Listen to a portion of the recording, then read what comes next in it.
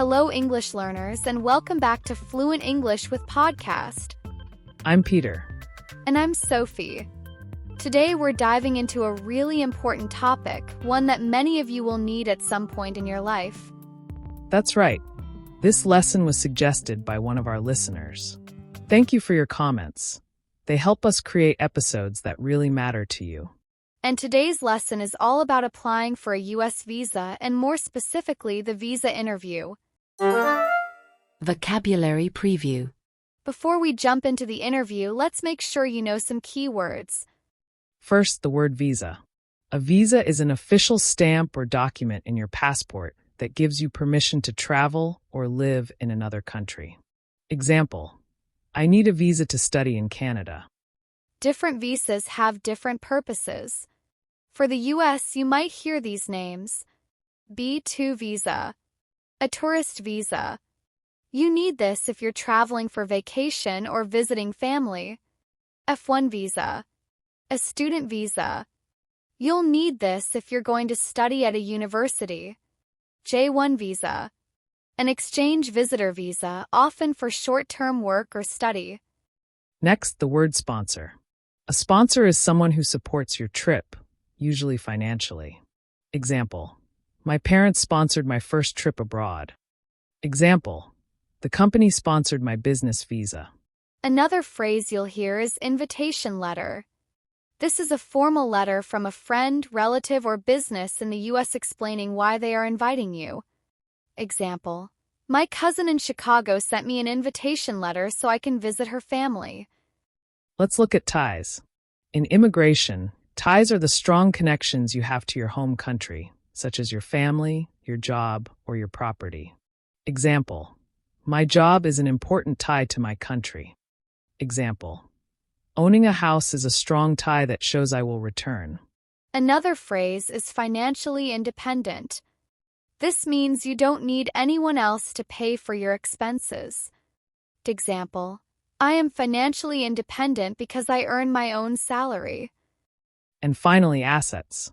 Assets are the valuable things you own, such as a house, a car, or investments. Example, her assets include a car, 2 apartments, and company shares. These words will help you understand the interview process and answer questions with confidence. Visa interview dialogue. Good morning. May I see your passport, please? Good morning. Yes, here it is. Thank you. You're applying for a B2 tourist visa. What is your final destination in the United States, and what is the purpose of your trip? I'm going to Minneapolis to visit my brother.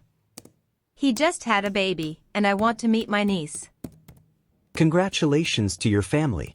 How long will you stay in the United States? About 3 weeks. I already have my return ticket for March 26th. Who is sponsoring your trip? My brother. Here is his invitation letter and proof of his U.S. residency. Please tell me about the ties you have to your home country. I own a house, I have a car, and I work full-time as an engineer. I only have 3 weeks of vacation, so I must return to work at the end of March. Can you show evidence that you are financially independent? Yes. Here are my bank statements, documents of my investments, and proof that I own property. Do you have any previous travel history?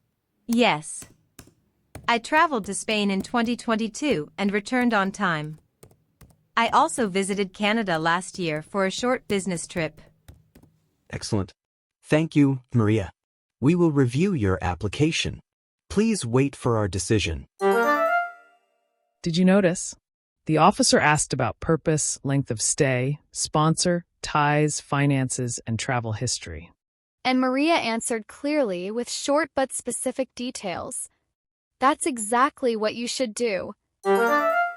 Quick language bites. Let's pause for a moment and focus on some of the language we heard. First, sponsor.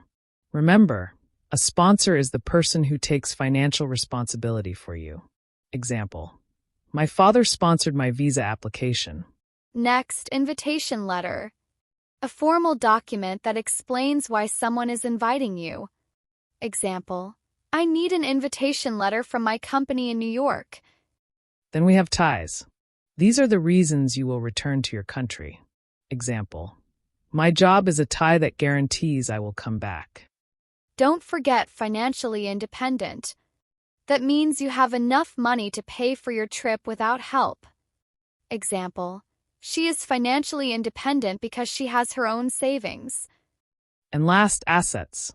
Things you own that are valuable, like a car, house, or savings. Example: his assets include land and stocks. Common visa interview questions and how to answer. Now, let's go over some of the most common visa interview questions and how to answer them. 1. What is your final destination and purpose of your trip? Good answer. I'm going to Los Angeles to visit my cousin for 3 weeks. Tip: be specific about city and reason. 2. How long will you stay? Good answer. I will stay for 21 days, from June 5th to June 26th. Tip: match the dates on your application form and return ticket. 3. What ties do you have to your home country? Good answer. I own a house, I have a full-time job, and my family lives here. Tip: show documents if necessary. 4. Who is sponsoring your trip? Good answer. My parents are sponsoring me. Here is their invitation letter. 5. Are you financially independent? Good answer. Yes, here are my bank statements and proof of employment. If you practice these answers, you'll sound more natural and confident during your real interview. Tips for success. Let's finish with a few practical tips. Number 1. Be honest. Never lie in a visa interview. If the officer discovers dishonesty, your application will probably be denied. Number 2. Be specific. Say exactly where you are going, why you are going, and how long you will stay. Number 3. Bring documents. Even if the officer doesn't ask, it's better to have proof of your ties, finances, and travel plans. And number 4. Stay calm. The officer is just doing their job. Think clearly, smile, and stay confident.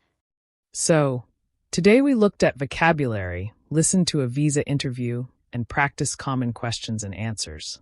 Now you know how to use words like sponsor, invitation letter, ties, financially independent, and assets. We hope this lesson makes you feel more confident for your own interview. And we'd love to hear your stories.